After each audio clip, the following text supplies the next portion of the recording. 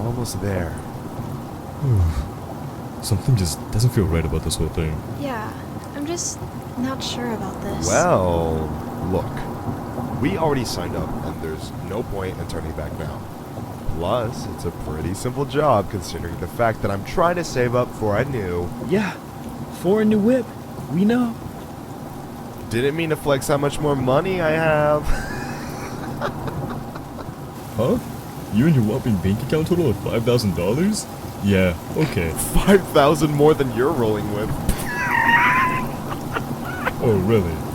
Me and you both know, bro. Ugh, can you guys shut up already? I think that's the place. Yikes. Looks like Todd's house. This place really did go downhill. Huh. Guess so.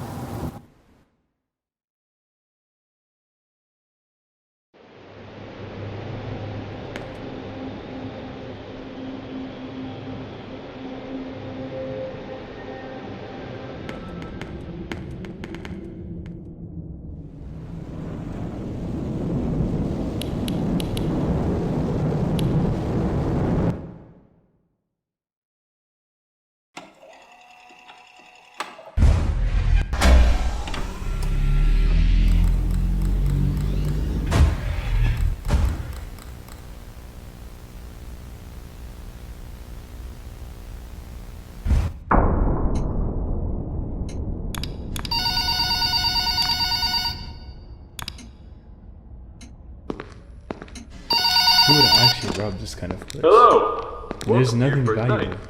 I'd like to congratulate you on the behalf of Tony Tacos on earning your position here as security personnel. We know it's a big deal, so don't worry. We'll make sure you're equipped with the right tools necessary to complete this job.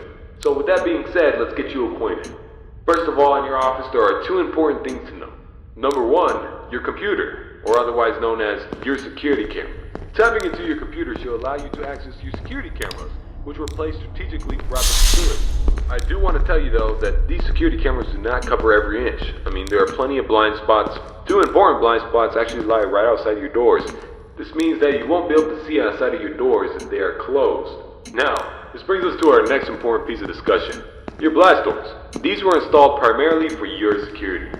We do realize that you are working a job which has its risks. So in case anything happens, you're being chased, or somebody's trying to break in, you can close these blast doors, make sure that your safety is your priority.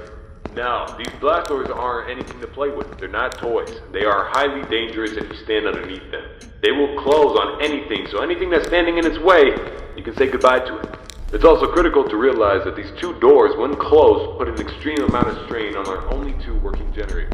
So if you don't plan to run out of power and keep the lights on, then keep those doors open. Now, one at a time works, but two at a time is too much for our generators to handle. So please, be careful. Now that may lead you into the question of, well, where are these generators? I mean, if they do break down, is there anything you can do about it? Yeah, you can. We trained you on how to repair them, so let me tell you where they're located. Within your office should be a newly installed flat screen TV, which displays a digital map of the entire restaurant. This is going to come in handy whenever you need to locate something. Now there should be alarm lights installed on that TV screen. These alarm lights will whenever there's a malfunction or a shutdown of any sort. So if a generator were to accidentally break down at some point, an alarm light should go off telling you exactly where you need to go to fix it.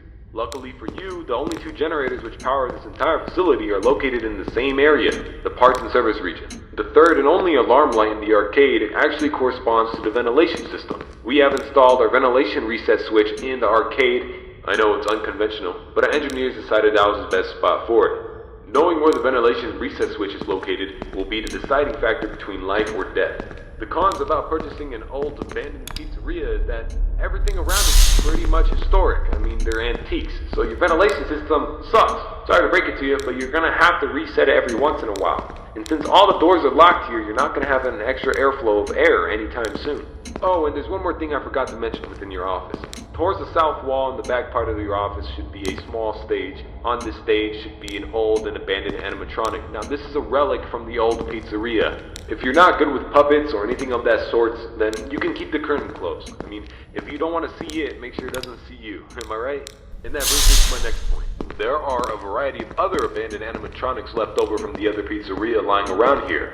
This includes the front stage, parts and service region, the warehouse, you name it. There's at least something that we can salvage there. Not to worry, these animatronics are shut down, so there's no source of power anywhere within their rigs. So between me and you, there shouldn't be another incident.